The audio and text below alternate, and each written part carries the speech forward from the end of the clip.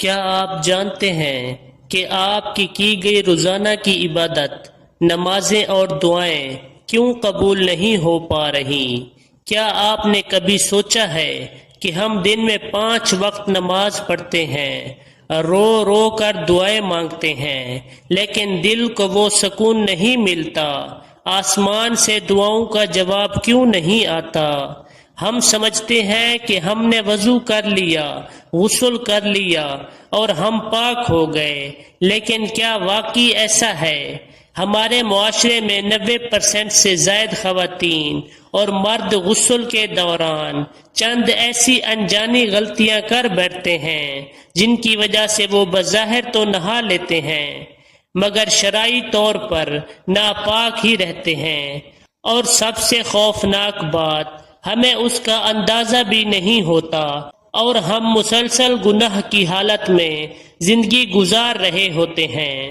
غسل فرض ہونے کی وجوہات اور وہ 3 غلطیاں جو سب کچھ برباد کر دیتی ہیں۔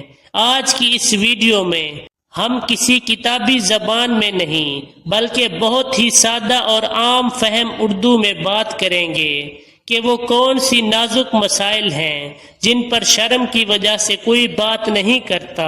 ہم جانیں گے کہ غسل کب فرض ہوتا ہے اور غسل کرتے وقت وہ کون سی 3 بڑی غلطیاں ہیں جنہیں اگر آج ہی نہ سدھارا گیا تو شاید پوری زندگی کی عبادت ضائع ہو جائے۔ ویڈیو کو آخر تک ضرور دیکھیے گا کیونکہ طہارت ہی ایمان کا پہلا حصہ ہے۔ سب سے پہلے بہت ہی آسان الفاظ میں یہ سمجھتے ہیں کہ غسل کب واجب یا فرض ہو جاتا ہے تاکہ کسی کے ذہن میں کوئی شک نہ رہے۔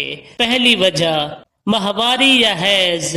خواتین میں جب ماہواری کا وقت ختم ہو جائے تو غسل فرض ہو جاتا ہے۔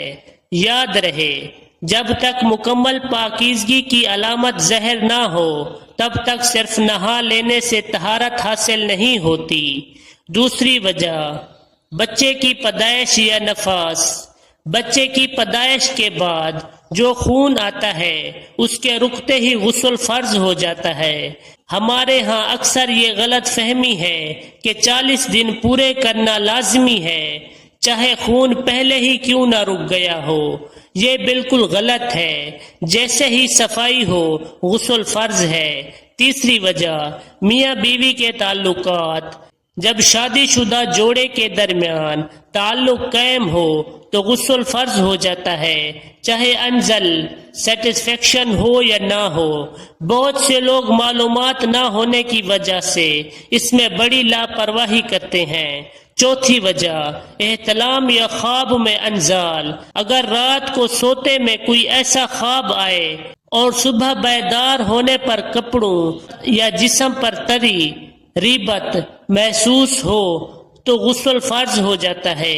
اب آتے ہیں اس سب سے اہم نقطے کی طرف جس کی وجہ سے اکثر لوگ غسل کے باوجود ناپاک رہتے ہیں۔ پہلی بڑی غلطی، ہم باتھ روم میں جاتے ہیں، صابن لگاتے ہیں، شاور کے نیچے کھڑے ہوتے ہیں اور باہر آ جاتے ہیں۔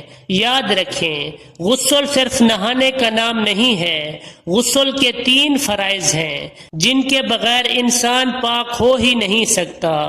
تیسری بڑی غلطی، یہ خاص طور پر ہماری بہنوں اور خواتین کے لیے بہت ضروری ہے۔ آج کل نئے آرٹ، ناخن پالش یا واٹر پروف اور مسکارے کا استعمال بہت عام ہے۔ غسل کرتے وقت اگر ناخن پر نیل پالش لگی ہو یا ہونٹوں اور آنکھوں پر کوئی ایسی واٹر پروف چیز لگی ہو جس کے نیچے پانی نہیں پہنچ سکتا تو آپ کا غسل نہیں ہوگا۔ بہت سی خواتین اسی حالت میں غسل کر لیتے ہیں اور سمجھتے ہیں کہ وہ پاک ہو گئی، حالانکہ وہ ناپاکی کی حالت میں ہی نماز پڑھ رہی ہوتی ہیں۔ غسل سے پہلے ہر قسم کے کیمیکل اور رنگ کو ہٹانا فرض ہے۔ تیسری بڑی غلطی، غسل کے دوران جلدی بازی کرنا۔ ہمارے جسم کے کچھ حصے ایسے ہیں جہاں پانی خود بخود نہیں پہنچتا، جیسے کہ کان کے اندرونی حصے، ناف، انگوٹھی یا جوڑوں کے نیچے کی جگہ اور جسم کی تیہیں۔ اگر آپ نے انگوٹھی پہن رکھی ہے اور وہ اتنی ٹائٹ ہے کہ اس کے نیچے پانی نہیں گیا تو آپ کا غسل ادھورا ہے۔ غسل کے وقت ہر زیور کو ہلانا یا اتارنا اور ناف میں انگلی ڈال کر پانی پہنچانا انتہائی ضروری ہے۔ میرے عزیز دوستو اور بہنوں، طہارت اور پاکیزگی کوئی معمولی بات نہیں ہے، یہ ہماری آخرت اور ہماری تمام عبادتوں کی قبولیت کا دار و مدار ہے۔ ذرا سوچئے، اگر ہماری طہارت ہی درست نہ ہوئی تو ہماری سجدوں کی تھکن، ہماری دعاؤں کے آنسو سب بے اثر ہو جائیں گے۔ ہمیں چاہیے کہ ہم دین کے ان بنیادی مسائل کو سیکھنے میں کبھی شرم محسوس نہ کریں۔ آج ہی اپنے غسل کے طریقے پر غور کریں، اور اگر ماضی میں کوئی غلطی ہوئی ہے تو اللہ سے معافی مانگ کر اپنے طریقے کو درست کریں۔ اگر آپ کو آج کی یہ ویڈیو معلوماتی لگی ہو تو اسے لائک کیجئے، اپنے دوستوں اور فیملی کے ساتھ شیئر کیجئے تاکہ کسی اور کی اصلاح ہو سکے اور یہ آپ کے لیے صدقہ جاریہ بن جائے۔ ہمارے چینل کو سبسکرائب کرنا مت بھولیے گا۔ اپنا بہت خیال رکھیے گا۔ اللہ حافظ۔